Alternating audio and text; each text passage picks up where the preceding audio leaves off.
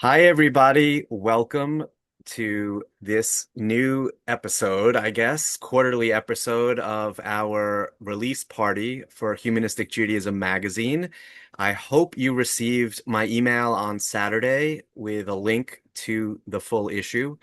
Be in touch with me if not, and we'll get you that. It is on the theme of Jews Who Rock. And I think it was a really fun issue. I think we've been doing a lot of fun themes, kind of interspersed every other with kind of a more serious theme and more lighthearted theme, uh, all tied into being humanistic and Jewish. So hopefully you've been able to take a quick look through it. I know Jonathan is going to also lead us through it in a minute, but I first and foremost wanted to thank all of you for your involvement, for being here, for being a part of Humanistic Judaism as a movement. The magazine is both for our members and for subscribers. We have a whole bunch of folks who are simply subscribing to the magazine, and it's an entryway, and they may or may not one day get involved with an organized humanistic Jewish community. We would love for folks to do that as well. But if this is your main connection to an identity that is meaningful for you, then we welcome that. And we hope that you will let more people know that this is an option and a way to connect through a quarterly magazine that touches on themes that I think a lot of us are really interested in. So it is my honor and pleasure to introduce our magazine editor, Cantor Jonathan Friedmann, and he will introduce our guests, and I'll turn it over to you, Jonathan. Thank you. Well, thank you, Paul, and thank you all for being here. I see some contributors to the magazine who aren't our featured guests, um, but I think if I can see your names, I'll call you out when I get to your contribution in the magazine. I'll echo what Paul was saying about this particular issue. It was a heck of a lot of fun to put together, I will say. I think we had much more we could have included. So I don't want necessarily to get your angry emails about why so and so wasn't featured, because what are you going to do? The point of the magazine is really illustrating how deeply involved Jews have been in rock and roll throughout the history of the genre. So, we could have had a list of 1,000 people at the end to satisfy your personal taste, but we didn't do that. What we did instead was we put together a really beautiful magazine highlighting some, I think, fascinating stories. You'll all learn a lot from it. I certainly did, just receiving the contributions and editing them. And I will say that the magazine, in addition to being very full of interesting material and hopefully inspiring material as well, it was particularly beautifully designed as well by Alex Lumelski, who is on the line here, I see in the Zoom room as well. So shout out to Alex for, I think, what do they say? Outdoing yourself. Yeah. I'm gonna share my screen if I can, although why isn't that option appearing? Oh, there it is. Okay. So quickly, I will take us all through the issue, and then I'll introduce our guests. So right off the bat, a beautiful cover featuring some luminaries, but of course not all. Again, I don't need those emails. We start off with Susan Ryan, who happens to be very involved in the Society for Humanistic Judaism, but also happens to be one of the world's leading experts on the Beatles. She's writing here about how humanistic Judaism and rock and roll share kind of a DNA because they're both rebellious. So I think that's a theme that's wonderful to start off the magazine. It resonates with a lot of what the other contributors say as well. I certainly enjoyed reading that one. We continue with Bruce Schutten, who is a journalist and also a drummer, as you can see in this picture, writing about how, as a young person, just discovering that there were Jewish rock and roll and other types of drummers really has continued to inspire him through his life. Something, again, that I think a lot of us feel when we hear ourselves represented among the stars. Continuing on, Larry Cooperman, he's based in Las Vegas, um, lectures very widely on Jews and popular culture. In this particular essay, he's writing about the very early days of rock and roll and the various Jewish songwriters and musicians who shaped the genre as it came into formation. That's followed by Jeff Treisman's article. He happens to be with us. I see his name. Um, this is a wonderful story, sad story as well, because Mike Bloomfield, I don't think gets the credit he deserves. And part of that is he died very young. But he really was the first guitar hero, as the title suggests. Innovated the guitar solo in rock and roll, brought a lot of the blues guitaring, which is really the foundation of rock and roll guitaring, into the genre, and just a terrific profile of a musician we should all know about. That's followed by one of our guests today, Julian David Stone, who was a photographer, not only a photographer of rock and roll, but an outlaw photographer. And we'll discuss what exactly that meant. A lot of clandestine smuggling in of cameras to take photos that he wasn't supposed to be taking, resulting actually in a really wonderful book, which is No Cameras Allowed, his collection of photography. And the book itself is about the same dimensions as a record album. So if you're like me and you have a bunch of records, it fits really nicely on your shelf. But the key to his article, which we will talk about, happens to be Spinal Tap. So if you haven't read it yet, you're in for a treat. That's followed by Stephen Lee Bieber, his article about Jews and punk rock, and really making the argument, as he does in a book that he wrote as well, that Jews invented punk rock. I would say that Stephen Lee Bieber is the undisputed expert in Jews and punk rock, and this is his book, The Heebie-Jeebies at CBGB's, A Secret History of Jewish Punk. That's followed up by a Los Angeles legend, Howard Tiemann, who I had the privilege of interviewing for the magazine.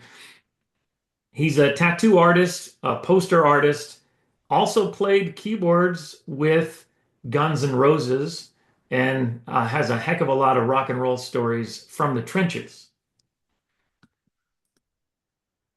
Another LA native, member of my congregation, Joshua Kleinberg, writing about heavy metal, and not only Jewish contributors of heavy metal, but how, for him personally, heavy metal is a way that he expresses his Jewishness. It's a very interesting concept. And here he is with some of his t-shirts that he likes to wear. Followed by Fish and Tzedakah. If you're familiar with the jam band Fish, you may know that they have an incredibly large Jewish following. So Oren Kroll-Zeldin and Ariella Worden Greenfield co-edited a book, This Is Your Song Too, Fish and Contemporary Jewish Identity, all about that subject. And this particular article gets into the philanthropic work, not only of the band, but also the followers, and how that connects for Jewish fans of Fish to their sense of justice, which we call tzedakah. Followed by one of our guests this afternoon, evening, wherever you happen to be, the Yiddish invasion. I was telling Andy, who you'll meet in a moment, that this is probably the definitive article on Yiddish rock and roll. So Andy Muchin, he is the host of Sounds Jewish, a long-running radio program, which you'll learn about as well in just a moment. I don't want to spoil it. And then uh, Gabrielle Newman, who I think is also with us this evening, her articles on emo. Say anything when emo and Jewishness collide. This particular genre, if you're not familiar, emo means emotional. And this resonated with Gabrielle, who's a cantor by training, lives in the Los Angeles area. Resonated with her as a youth, as a teenager. And she was very pleasantly surprised to find that one band in particular called Say Anything, without reservation, includes Jewish themes and content in their emo music. So if you have a chance, I recommend not only with this article, but with the others, if you find a reference to a song or an album, these are all available on YouTube, kind of give you that three-dimensional um, experience of the magazine. And we're going to close it off with the most controversial of our articles. Uh, Paul Golan was bold enough, or one might say foolish enough, to create a list of the top five most socially conscious Jewish rockers of all time. Um, Already getting hate mail because of how he listed things, uh, who was ranked above whoever else who didn't make the list, perhaps. If you like complaining about lists, which I think we all do, this is the article for you. So, again, jam-packed with wonderful material. I think you will all take something away. Even if you don't like rock and roll, although I haven't met anyone who really doesn't like that music in some capacity, especially if you start to include people like Bob Dylan as rock and roll, right? Or Kinky Friedman, who I saw someone mentioning. Rock and roll, according to the Rock and Roll Hall of Fame, is the music of youth culture. So whenever you were young and you liked music, that was rock and roll too. And with that, I'm going to introduce our guests. First, we have Andy Muchin, who I mentioned before is the host of Sounds Jewish, and Julian Stone, currently a novelist, formerly an outlaw rock and roll photographer. Thanks for joining me, guys.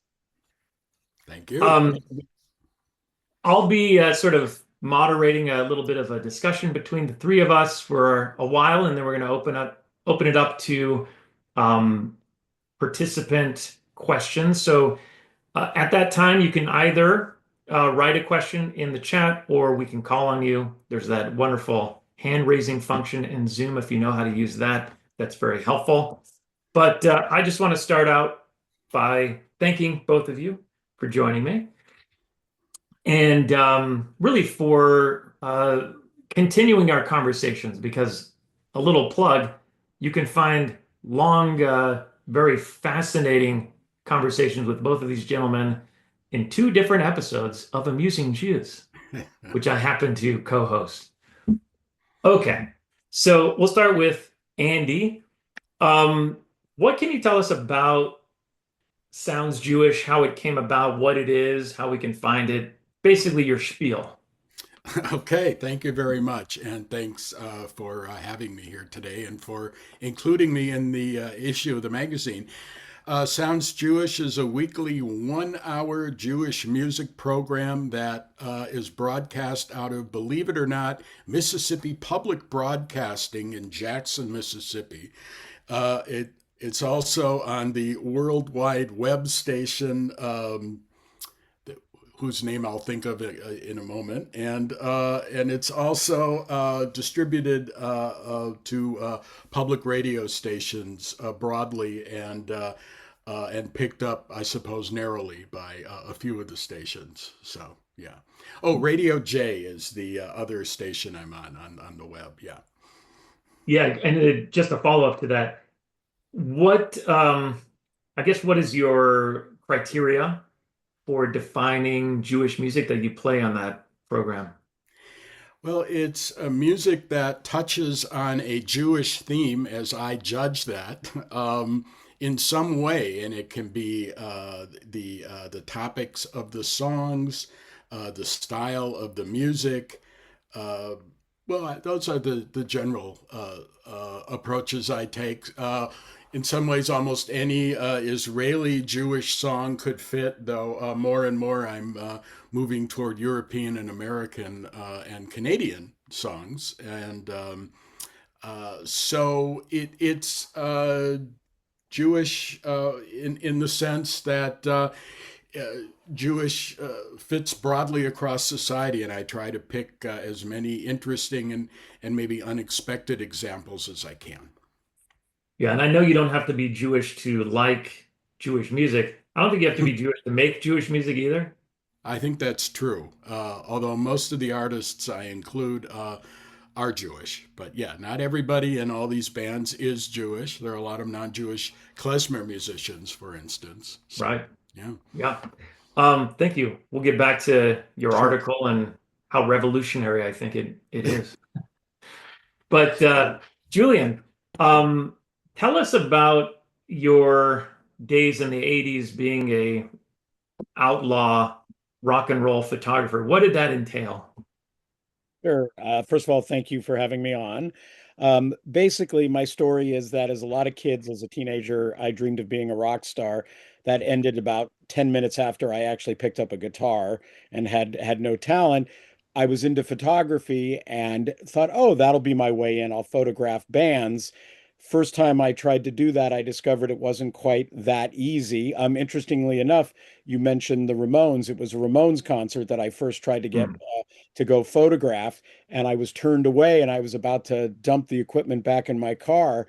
I suddenly thought, God, there might be a way around this. And I hid the equipment on my body, got into the show, photographed the Ramones, and after that, I was off and running. And over the next several years, I photographed tons of concerts, smuggling in my equipment, and it got more and more sophisticated. I modified a jacket to hide equipment and started bringing in all kinds of gear. And in short, that's how it all happened. Well, let me just share for our audience. This is the book I mentioned, No Cameras Allowed. Like I said, it's about the size of a record, very beautifully done. I have some photos to share as well. These are all photos that Julian took as an amateur, I would say. Is that appropriate? Fair, yeah. Yeah. But I mean, they're so good that I don't think the word amateur would come to anybody's mind. It's just amazing what you were able to accomplish with the smuggling that you did. And I mean, you wiggled your way into the front row, it looks like, as Oh yeah, well. I would do all kinds of stuff to get up front. That was something else I learned, the techniques of getting through the crowd, but most of it was trying to evade getting caught. You had to sort of whip your camera up, take a shot, and hide it quickly because they were out there. They did not like cameras at most of these shows. Yeah. So, of course, Jerry Garcia and Michael Stipe of REM, um, Bruce Springsteen, of course, the nice Jewish boy drummer in the background. Yep. Max Weinberg, Joan Jett is there. I mean, you pretty much saw everyone who was anyone in the 80s. Prince, Bono, we got Sting, Chuck Berry, Tom Petty. And then I'm going to share later your Spinal Tap uh, images as well. But just amazing that you were able to do that. Thank you. What maybe motivated you years later to put the book together? Well, what happened was I took all these pictures, and this is all the stories that the book includes also the stories of getting chased around by roadies and security and all the smuggling techniques. And then I eventually hung up my a couple of things that happened. I was in film school and I had turned pro at this point and I was getting too many offers to go shoot shows. And I was like, I don't have time. I'm in school. And I also, you brought up Jerry Garcia. I became a deadhead and did not want to photograph anymore and just wanted to dance. I literally had that happen at a show where I was up front taking pictures and I was like, you know what? I don't need any more pictures. I just want to dance. And those two ended my career. The pictures were put away for 30 years, somehow survived, moves over and over again. And then it was when Prince and Bowie died, very close to each other. I posted pictures on Facebook just of, a couple random pictures I'd taken. And all of a sudden I got all of these people going, why do you have these pictures? What's the story? And that's how the book came about. It was particularly when I realized I could include my stories, because I'm very proud of the photos, but there's a lot of photos of those people from that period. It was when I could include the stories that I realized that was something different, that I was doing it as a quote unquote outlaw rock and roll photographer. Right. And I should mention that you're also a filmmaker, and there's nice little, again, on YouTube, little profiles that you've done on some of these photos telling the story and integrating the images as well. Yeah, some of the people that I went to see that I had particularly crazy adventures, I made 2 or 3 minute little animated shorts using the photos and telling the adventure that happened at that particular show. Yeah, those are a lot of fun. It's interesting too. You mentioned, getting involved with the Grateful Dead, becoming a Deadhead, and then sort of dropping out in a way. Yeah, And just dancing. You're reminding me, like, I think it was Samuel Beckett who said, dance first, think second. That is the natural order. There's something to that. that's very good advice. Yeah. So anyway, you were dead in the head, and that's wonderful. Um, so back to you, Andy. I know you have some little snippets maybe to share I of do. some of those songs. But first of all, like, take us through the research process of putting together an article that uncovers something that is so obscure as, Yiddish rock and roll. Right. Well, fortunately, I've been collecting Jewish records for well over 15 years and have a pretty large collection here in the room where I'm sitting. So I was able to begin looking through what I had, and also there weren't that many of them, as it turns out. So to have been collecting for a while means I had a pretty large percentage of them. And then I don't use AI actually, but I do use Google, and I did a lot of searching around and found some bands that I hadn't heard about, some European bands that do Yiddish metal actually.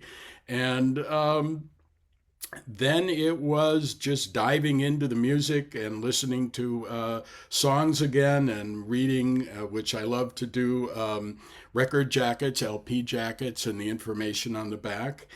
And just following my curiosity through the songs and through the internet to put together information. So I Is this wish going to be there a were more. future, is this going to be a future episode of your radio show? Oh, absolutely. At least one and maybe two. And I've done Rock and Roll Hall of Fame shows of Uh-huh. Jewish rock and rollers, but haven't really touched on Yiddish rock and roll. So absolutely. And there's enough music for a couple of hour-long shows. Absolutely. So, Well, we don't have a couple of hours now, but maybe no. you can share a taste or two. Yeah, I can. Thank you. And well, I call this in the article a sliver of a niche of a world music subgenre, that being Yiddish rock and roll.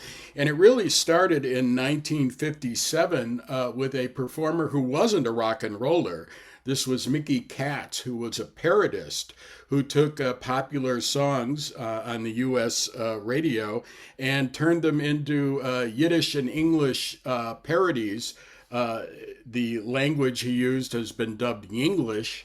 And he did in 1957, the first one I found of any kind of Jewish rock and roll was an adaptation of Elvis Presley's Hound Dog. So let's hear a minute of that. Ain't nothing but a dirty dog, looking all the time. You ain't nothing but a dirty dog, raining all the time. At the best of us, stood the car, riechen dein Taten herein. But he said that you was high class, und der Ilman mit Jönnen. Sam verstückt in der Chutten, as a year of meine Sonnen. If you don't stop the stickler, I'm gonna frost you in your punim. You ain't nothing but a dirty dog,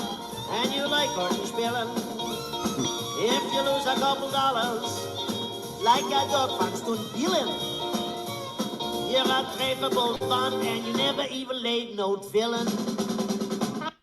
Never even laid no tefillin. So 1957, and he had one other rock and roll song in 59. In 1962, Katz and his band, and he normally recorded with really good Jewish jazz musicians, but for the rockers, he added electric guitar, which was nice. So he put out a 45 RPM disc with rock songs on both sides. And also in 62, two albums came out of Yiddish twist songs, mostly Yiddish twists, also a couple of Israeli songs. One record was called Twistin' the Freilach by bassist Lou Clayman and his orchestra, and I've never heard of Lou Clayman in any other setting. And then an album called Beimir Twist du Shane by a band called The Temples, which was a pickup band of non-Jewish musicians, as far as I can tell. So here is some Yiddish twist. This is Lou Clayman and his orchestra. This is a song called Ich hab dich zu viel lieb, I love you much too much.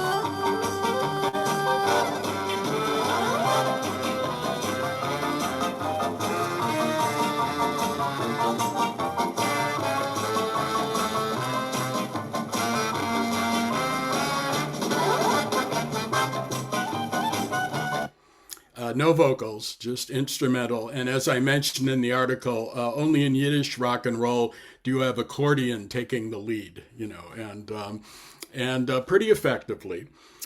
We move on from here. In some ways, the 70s and the 80s were kind of barren periods for Yiddish rock and roll, especially as I note that rock and roll with a Jewish theme became more Hebrew oriented, as did much of Jewish culture anyway. But there is Yiddish metal music, and I wanted to play an example of that. The first metal band that played Jewish music is an Israeli band called Gewalt, and it put out a Yiddish album in 2011. This is the song Oifen Pripachik, or the also called the Aleph Base, the alphabet, which was the title track of their 2011 album.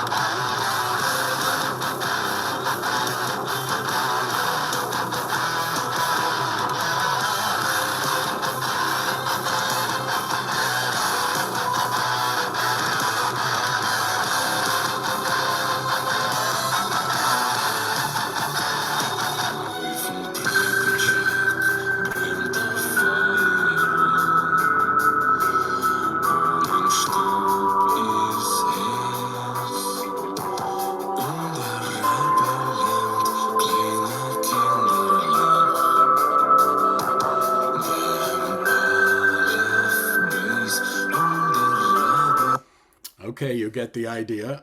And there's great video of this band Gewalt, G-E-V-O-L-T, on YouTube, playing at a rock festival in communist China, actually. And it's just really interesting to see the whole cultural mix. Do you have time for one or two more? Let's go one, and if we have One. time later, we can circle Yeah, back. that's fine. Okay, one of the contemporary bands still putting out Yiddish rock and blues is Gershon Lazerson and the Yiddish blues out of Israel. Gershon is a Soviet Jewish immigrant to Israel who studied classical violin in the Soviet Union. Also listened to old klezmer, but found it wasn't really enough for him. He feels like the old stuff is great, and this is in the article, but it's important for music to grow and progress. So here is a song I've actually heard Theo Bickel sing, but this is has no vocals. It's called Chasana Tanz. It's a wedding dance song, and it's loud.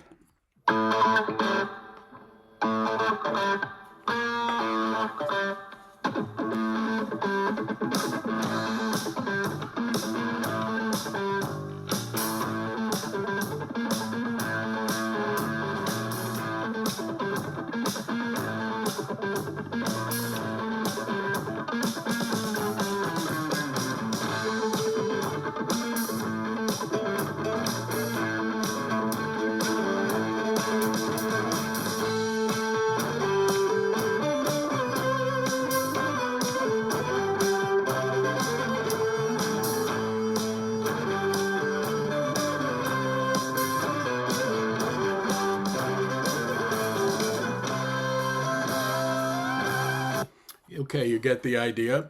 So Gershon said he was excited to talk to me. He's quoted in the article because this is the article he said that is going to make him famous. So everybody run out and buy his album. Two of them, Gershon Lazerson and the Yiddish Blues. So, okay, Yeah, there you thanks, go. Andy. You reminded me there is a metal band, an American metal band called Meshuggah, which I don't think has any Yiddish content beyond their name, but it's at least something, right? Yeah, yeah, absolutely. I looked through their song list. I didn't see any Yiddish Yeah, songs. Yeah. Okay. yeah. Thanks for that. Hey, Sure. Julian, your article focuses on Spinal Tap specifically, so I just want to show your photographs first of everyone's favorite fake band. Yeah. One second. Hold on, I gotta share this. All right, cool. So again, like really, I would say kind of iconic shots of these guys. Photos that I could imagine them using for their own publicity. Um, and you'll tell us where this was done. I do have a question though about this last photo But of Christopher Guest with, is that a pickle in yeah, well, aluminum or? that's a gag from the movie. Yeah, They're coming through security, and when they did it, what was particularly interesting about this show was that this was right when the movie came out, back in 83 or 84 when it first came out. And they did a little mini tour of California, and so they looked like they had just leapt off the screen. They toured subsequently after that, but they were all considerably older, and so it didn't, this was like the movie coming to life, and they did some of the scenes from the movie, including, a reference to that scene where the person got caught, the character got caught going through security with a zucchini in his pants. yeah. I actually was just being kind of Oh, okay. facetious. I knew the scene, I just didn't want to describe it. So I appreciate that you did. So they actually did Stonehenge as well. They closed the show with the moment out of the movie of Stonehenge where the little triptych comes down. And at the time, I was an outlaw photographer, but I knew I had gotten, this was right when I was starting to begin my transition to being a pro. And I knew some of the Bay Area photographers, and one of them happened to be a very diminutive stature, and he came out and did the dance like in the movie. He dressed up as the dwarf, so that was just brought the place down and was particularly fun to us photographers. Yeah, I think it's lost on most fans of that film and the whole phenomenon that it created. That, to me anyway, it's a very Jewish thing. Spinal Tap. A couple of the members are Jewish, Mhm. Harry Shearer and Christopher Guest, and of course Rob Reiner as Marty DeBurgi, the director in the film, also directing the actual film. Very meta. Mhm. But even like the way that they subversively take down rock culture, you connected in the article a lot to the Marx Brothers, if you can describe that. Yeah, it was that. It was the attitude, but it was also a comedy team. I started thinking about the great comedy teams, and they all popped in my head as Jewish: the Marx Brothers, the Ritz Brothers, and the Three Stooges. And that's very much what makes Spinal Tap work, is that they are a comedy team.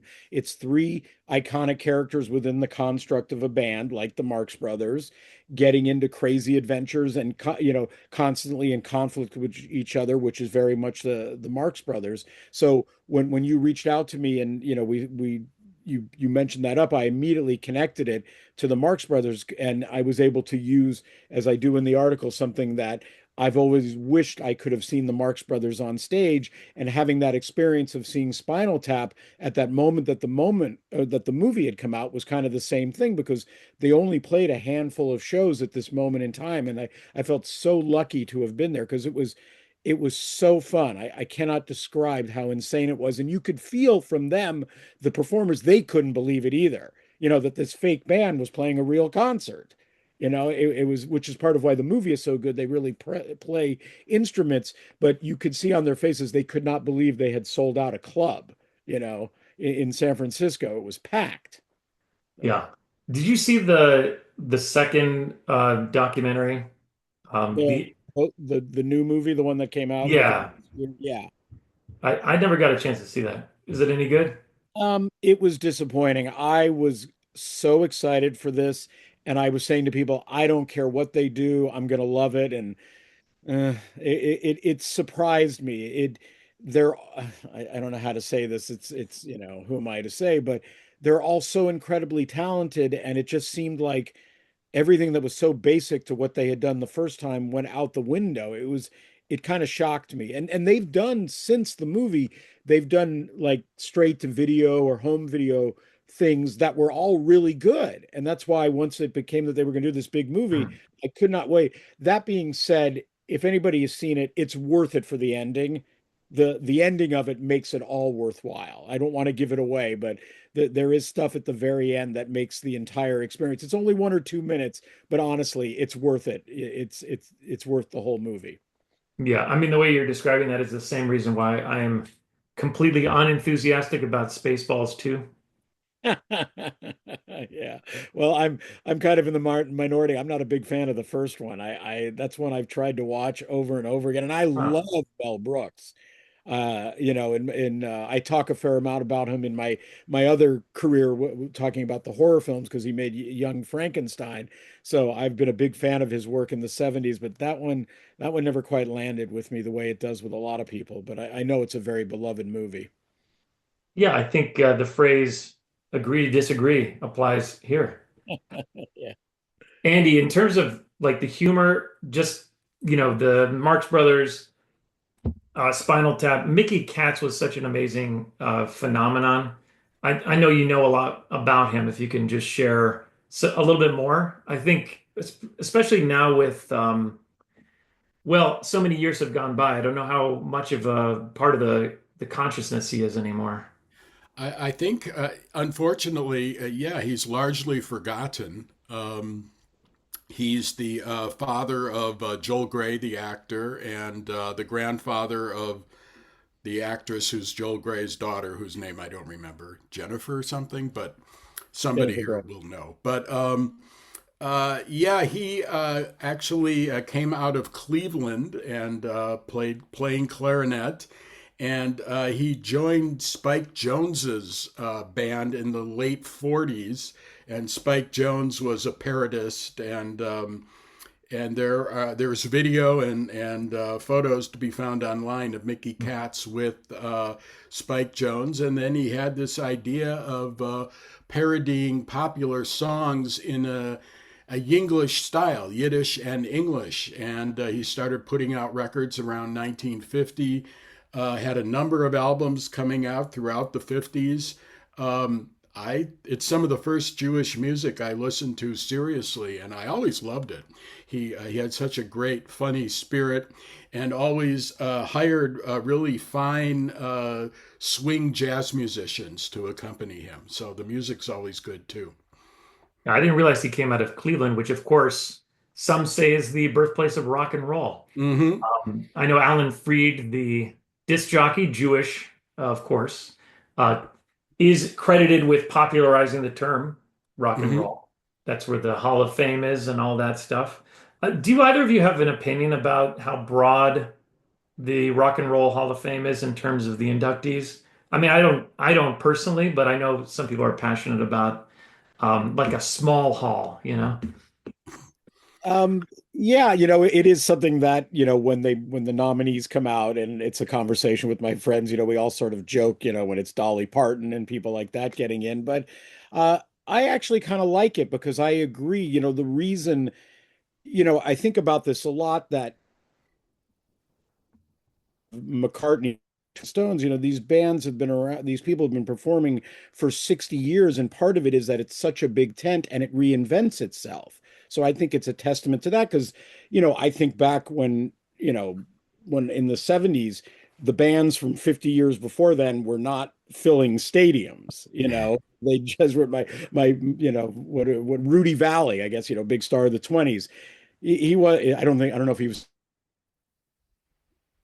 in the 60s, and I'm sure he was performing, but he was not filling stadiums.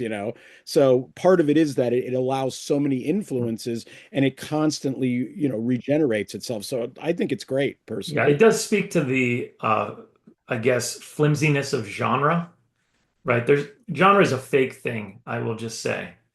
It doesn't really exist. It's a marketing strategy. It always has been since the early days of records when they had race records and all that kind of nonsense. It's just, a box that never really existed. So, I mean, once you start saying this is not rock and roll, that is not rock and roll, then you really have to define what rock and roll is, which becomes impossible. So, I think the Rock and Roll Hall of Fame, the fame part is obvious, but the rest of it, like it's very ambiguous and it should be, maybe it has to be. Well, Um, maybe yeah. I'll raise the negative point. I'm more of a Yeah. purist, I think, when it comes to rock and roll, and I want to hear more propulsive music. And so much of what's included now in the Rock and Roll Hall of Fame is nothing I would even ever consider listening to, or would turn off and have turned off right away. So Hmm. I'm disappointed in what's in the Rock and Roll Hall of Fame. Saying that, I visited it maybe 25 years ago, so I don't really know what's there now. I'll Yeah. be the devil's advocate. So Sure. I mean, I'm only upset that they do not often recognize well, less popular bands. hmm Say underrepresented, but that's redundant, right? Because they're not represented.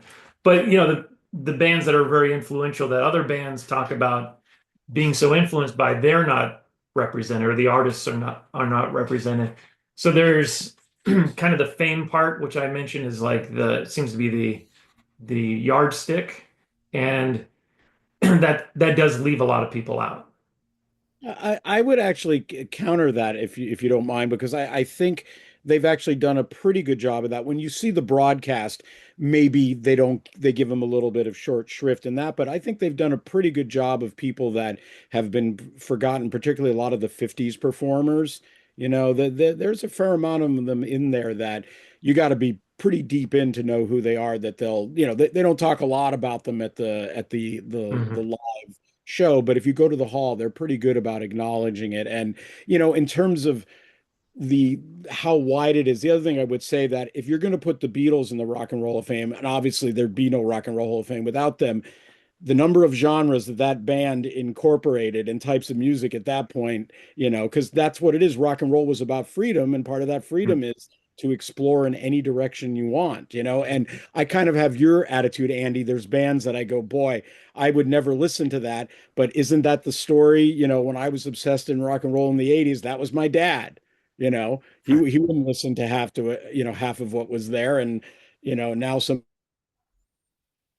are also kind of the never listened to, but I kind of think it should be that. That's kind of what rock and Yeah, roll is. It regenerates itself for every generation and why it's survived all this time. yeah. And again, that's why it's called the music of youth culture by the Hmm. museum itself. I will continue to say that there are underrepresented groups because They On Be Giants are not in the Rock and Roll Hall of Fame. And until they are, I'm not very interested in the Rock and Roll Hall of Fame. I'll just say I'm I'm that Fish didn't get in last. that's true. Yeah. All Fish, right. I Well, know there's a big Jewish following it, you know. yeah, exactly. Your connection isn't great, Julian, so you're cutting out a little, but Oh, I'm um, sorry. not a problem. For the last however many minutes we have, I would love to invite others to chime in. We have a nice group of people here. Everyone has opinions. In fact, if these are Jewish people, they all have two opinions. So let's hear some of that. I see that Gabrielle Newman has chimed in the chat. Hey, Gabrielle. Again, she wrote the article on emo music. I have a question for you, Gabrielle, because I know a lot of the people on line here are not as young as you are. And the genre, if we want to call it that, of emo, and I know there's a lot of controversy, saying this is an emo band and that isn't one. But generally speaking, like, what is emo, if you want to share? Sure. I mean, you explained it pretty well yourself. Emo, yes, is short for emotional, but music is emotional in general. So, what makes emo music different? That would be how that emotion is expressed through the music. Far more emphasis on emotional expression that socially may not be comfortable or widely acceptable, like screaming, shouting, sobbing, and particularly largely male bands, men fronted bands, just openly having emotions and processing that through their music. So, yes, there's some like screaming, which has its own subgenre called screamo. And so it's just this perfect genre, this perfect space to process generational trauma as a Jew. So yeah, And that's, of course, the subject of your article, Say Anything, if you want to say anything about Say Anything.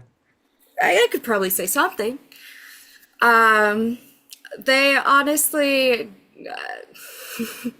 were such a blessing at a very specific time in my life to come upon the band Say Anything. Um, I was, as probably many of us were in our school days, the token Jew, or one or two, one of a few. And I just felt I wanted to find community in my teenage years, and I was always like a little metalhead, a little rock and roller, and I was in prime age of adolescence when emo music became a bit more mainstream and more widely known. Um, and suddenly I'm watching some music videos and I hear, I forgot all the rules my rabbi taught me in the old shul. Oh, okay. Hi. Oh, look at that Jewish representation in a place I never thought I would ever see. And it just, like, I don't know, felt like a firework. And I was like, oh, I exist. This is great. I exist. And in this space that I never thought I would feel I could exist so much.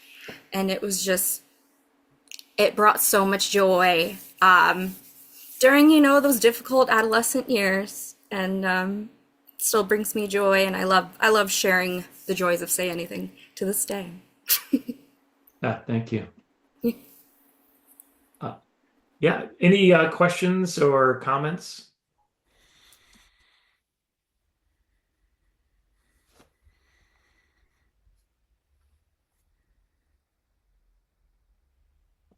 It's not like this group to say nothing. Well, uh, are you opening it to us, or were you asking? I didn't know if Oh no, you. no, the whole group. Oh, sorry, I was. Yeah. Alan.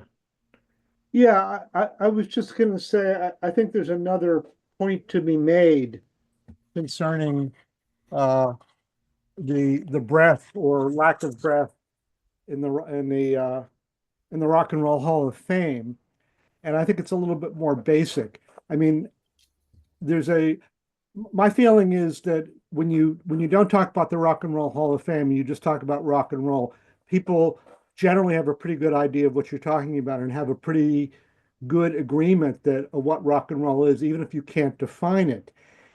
But when you talk about the Rock and Roll Hall of Fame and people start trotting out all these arguments about, well, rock reinvents itself and blah, that's why we should have hip hop and so forth and so on.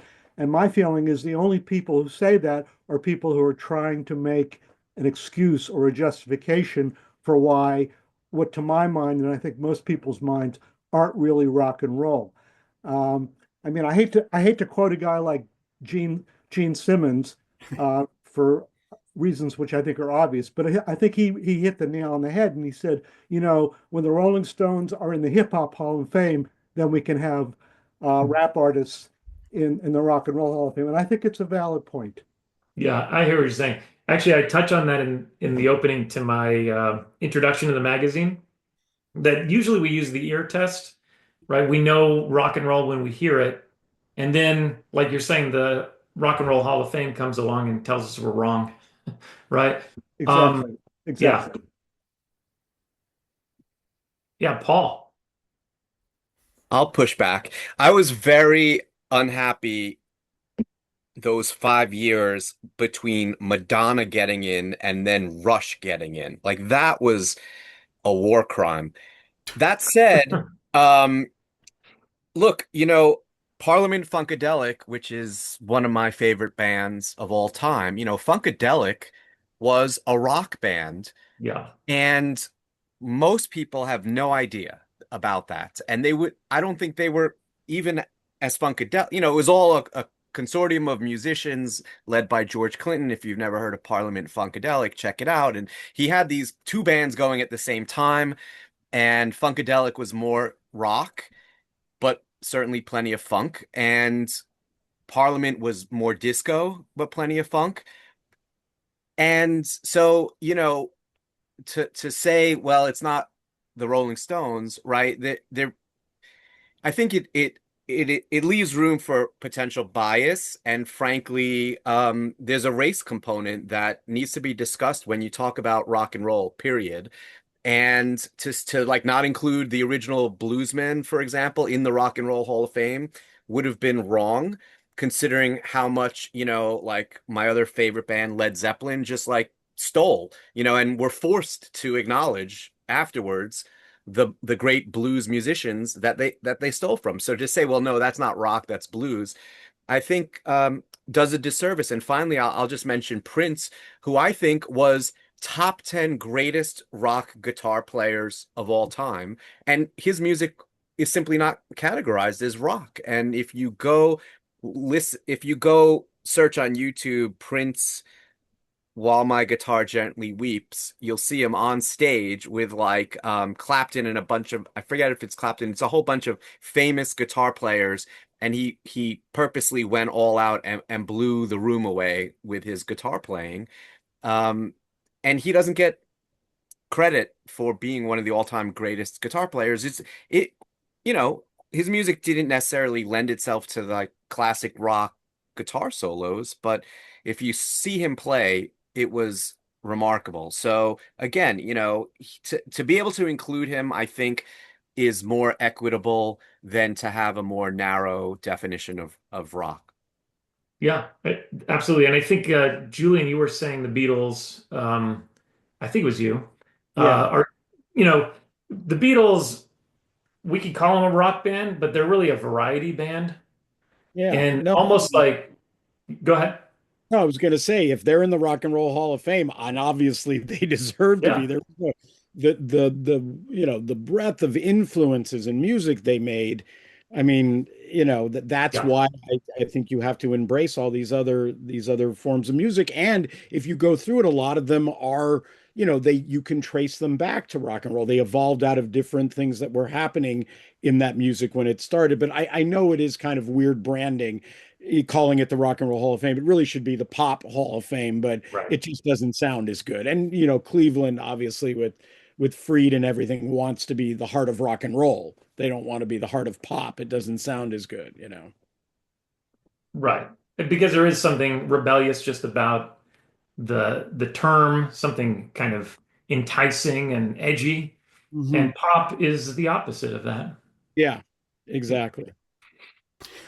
I just want to say I love how this has turned into a Talmudic discussion, looking into Yeah. the details of the definitions of various categories. So nice job, everybody. Yeah. Yeah, I was actually going to make that comment that what's more Jewish than having this argument about who deserves to be in the Rock and Roll Hall of Fame. Yeah. By the way, anyone can look up on the interwebs a list of all the Jewish rockers who are in, or other musicians as well, who are in the Jewish, or sorry, in the Rock and Roll Hall of Fame. It's a lot. So that's something. Laura. Yeah, I have a question for Jonathan Friedman. Ah, In addition to giving us Jewish music nerds something else to argue about, what would constitute for you success of this issue, which is really, I mean, the breadth of it amazes me and impresses me. But I'm curious what would cause you to think of it as a success. that's a very interesting question. Um, the fact that we got it done by the expected deadline, that it was released prior to this launch, that was a success. Yeah. Everyone came through with wonderful articles, and I only got, I think, two people who said they couldn't contribute. So, very high success rate there. In terms of like the broader success, I leave that to Paul. I'm just the guy who plays around with words and images. Well, I think with every issue, does it kind of uh tickle your secular Jewish identity? Do you feel a connection reading some of these pieces to the folks who are either writing it or are being described by the pieces? And I think this one does in a lot of ways. I also, before we even did it, I may have mentioned to Jonathan, I have this really ambiguous feeling around Jewish pride, right? Like, yay, yes, yay, Einstein, but I didn't do that. Like, why do I get to take any credit for Einstein's genius? Because we might be related if you go back 500 generations. It, I feel weird about that ethnic pride piece, especially because my kids are only going to be able to access half of that, right? Because they're mixed ethnicity, and I want them to feel proud about both parts of their identity, but it's just a weird thing for me. But I think we were able to work around that because of who the people were. And once you start getting into the actual stories of whether it's just their life experience or the values that they express, um, I think that key piece right at the beginning of tying together a humanistic Jewish approach with the somewhat rebelliousness of rock and roll is kind of informs the rest of the pieces as you go through it. Yeah, I think that's true. And what makes it a humanistic approach versus a generic Jewish approach, I think, is another area of success. I'm just echoing what you said, because really we weren't necessarily looking for a list of Jewish rockers in the Rock and Roll Hall of Fame. It was more than that. So all of the different contributors talked about something much deeper than that. Their own experience with the music and how they identified as outsiders, that kind of a thing. The charitable contributions that certain rockers have made. the secular identity that most of these guys had as well, and gals. I think that is a brand, that we have, and to put it under, you know, under the covers of a Humanistic Judaism magazine, I think says something important. And we try to do that with all of our issues. So thank you, Laura, for that question. I guess I don't think in terms of broader success very often. So thank you. I will start to imagine grander things. We also want to sell 10,000 copies of it. So if you know people who might want a copy, send them our way. For sure. Yeah. Well, we have some more time if anyone wants to chime in.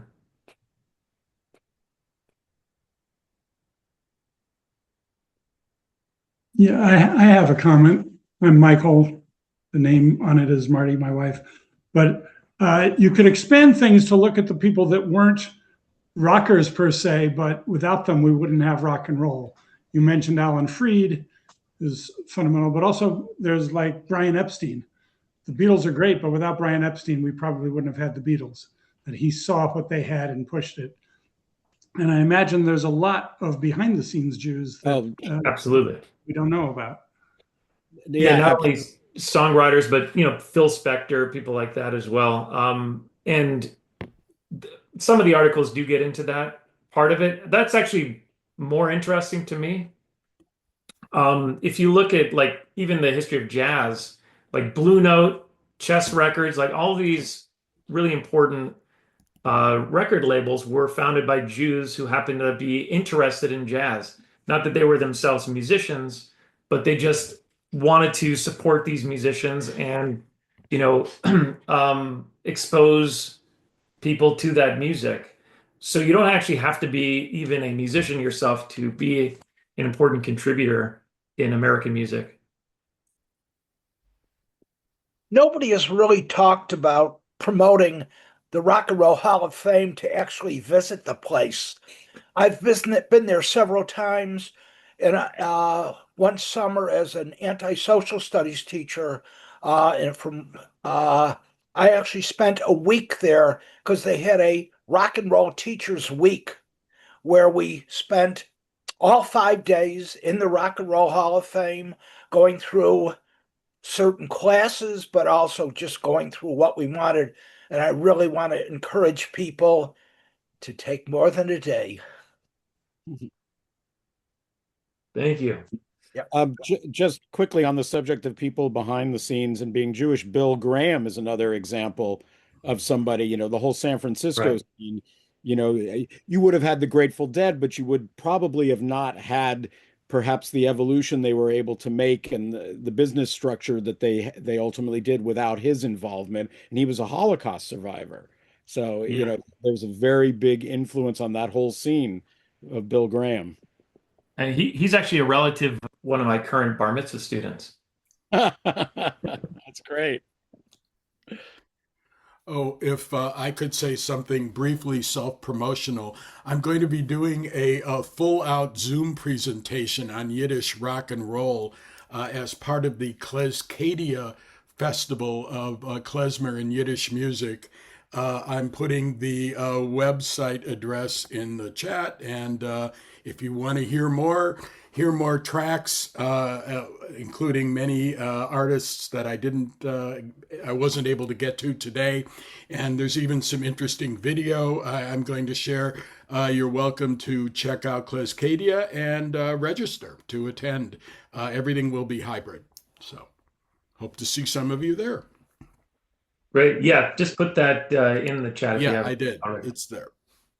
All right. And registration is free. Oh yes, and she would know. She's the coordinator.